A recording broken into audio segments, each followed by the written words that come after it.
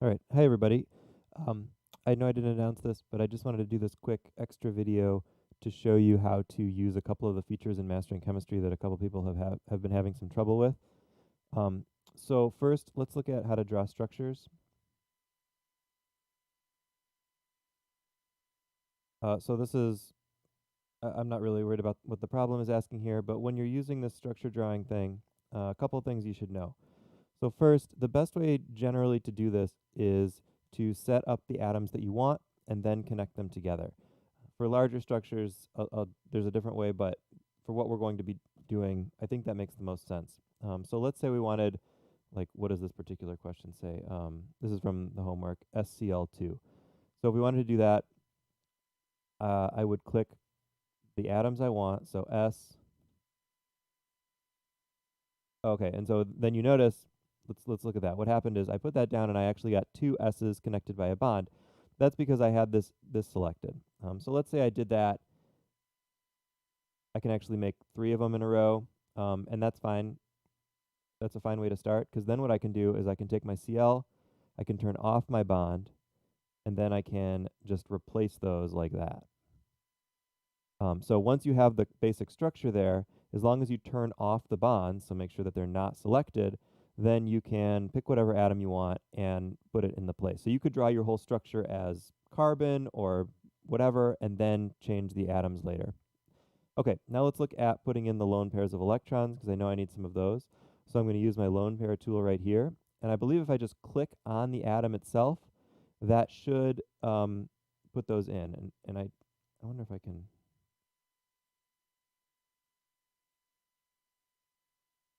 make this bigger. I guess not. Okay.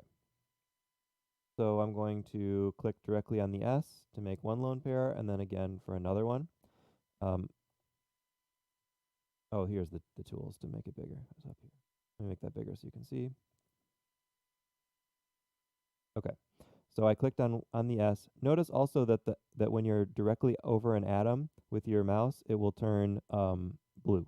So that tells you that you're in the right spot. So now if we want to do the chlorines also,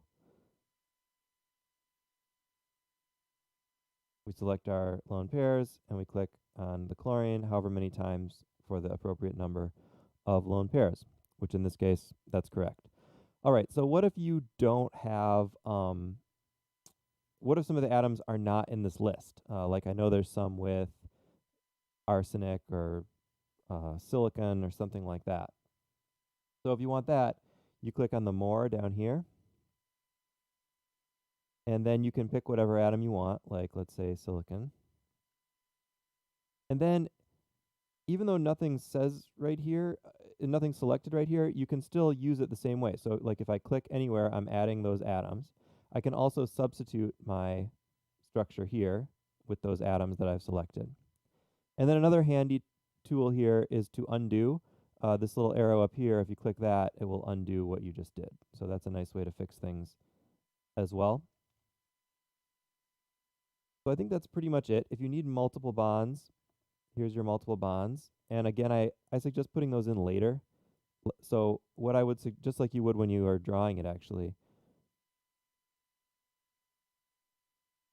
So let's start over and try another one. Let's say we wanted to make H2CO3 or sorry, H2CO2. So H2CO, formaldehyde. That's what I'm looking at. H2CO. So I know my C is going to be my central atom, and then I'm going to have my two hydrogens and my oxygen connected to it. Now, what I would do here is I would just set up the structure as C's, and then I think it's easier to make those changes once you've got the atoms set up. So I can change my C's to H's and O's.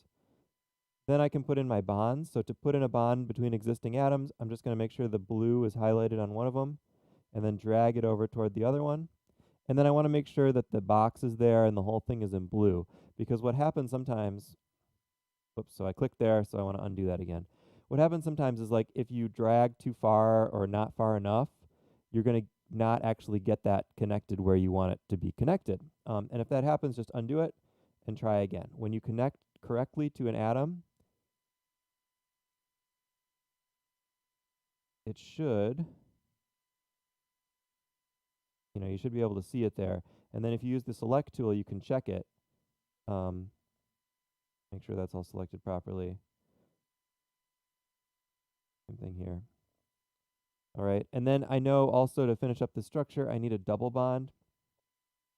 Oops, keep clicking.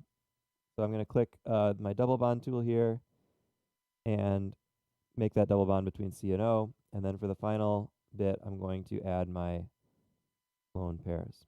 All right, so I did that just by clicking once on the oxygen. You don't have to drag those around or anything. You want to click directly on the atom that you want to add them to. All right, so just a couple things to sum up this.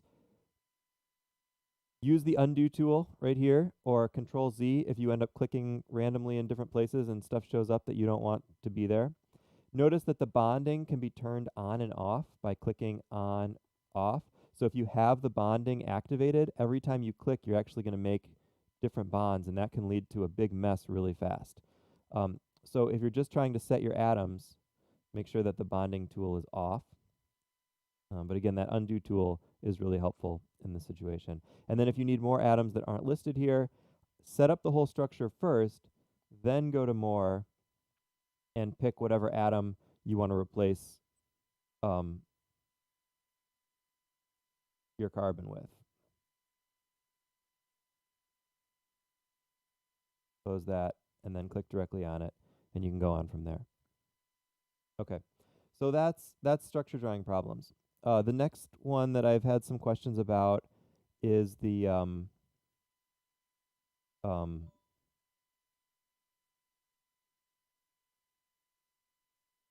I got a message there. Guess not. The next one is the entering chemical formulas. This will be on the exam as well. So I picked one that isn't on the homework, but is fairly a tricky one. So let's see. Can everybody see that? Okay. Zoom in on this a little bit.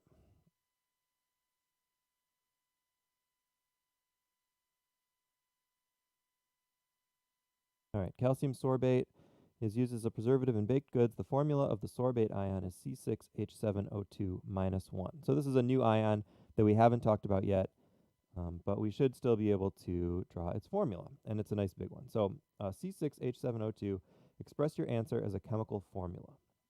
So we know, first of all, from working on paper or whatever, this is a minus 1 ion. Calcium is plus 2, so we need 2 of these for every calcium. So our formula is going to look something like calcium, sorbate, and then we need a 2. Now, a couple things here. First of all, we know in chemical formulas that the numbers have to be subscript. That's actually really important. That's not just a minor thing, because if they're not subscript, we don't know if it's a charge or what really is going on there. So, so to do that, we open our templates here, and one thing you can do is you can just select that number after you've written it and push this little X with the B down below, and that will give you the subscript in the right place. So we're not actually done yet, because sorbate isn't a molecular formula. That's just the name of the thing. We have to change that to C6H7O2. So I think the easiest way to do that is to just write it without the subscripts. And then you can go through and select each number and subscript it that way before you turn it in. Now, the way the system works, it will not take away points if you don't have the subscripts, but it also won't give you credit. It'll give you a message saying, make sure your answer is formatted correctly or something like that.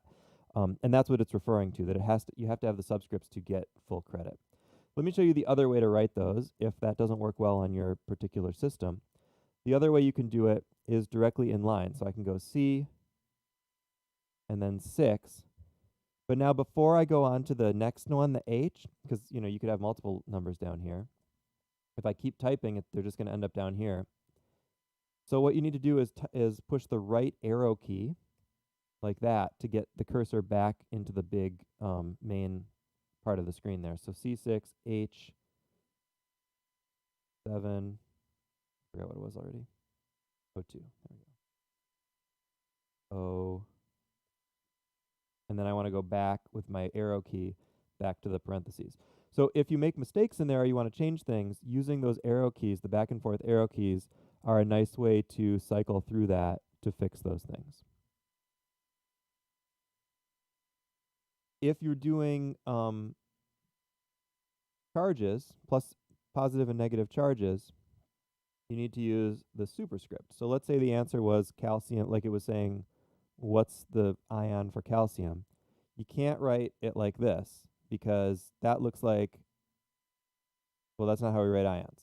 So calcium 2 plus. But what we can do is we can take the 2 and the plus and we can put them in a superscript by highlighting them and clicking the X up to the A. And now we have calcium 2 plus, although it looks like there's a space in there. Okay, that's fine. That's just how they format it. And then again, the other way to do that would be to type the CA, then click this, and then add the 2 and the plus. All right. So that's how you enter some of the stuff that we've come up with or that we've seen in Mastering Chemistry so far, if you're having trouble with that. I would prefer if you can get the answers into Mastering Chemistry. Makes it a lot easier on me, but if you have a problem like in the middle of the quiz or the exam and you can't get it in there, just write them on paper so that you can show me a picture of them if that's an issue. If the system in general is causing you problems or you're worried at all about it, please select the live exam option because there's none of this in that. You just are writing down the answers on paper and showing them to me, and you can watch the demo video on that also. All right, thanks. I hope that is helpful.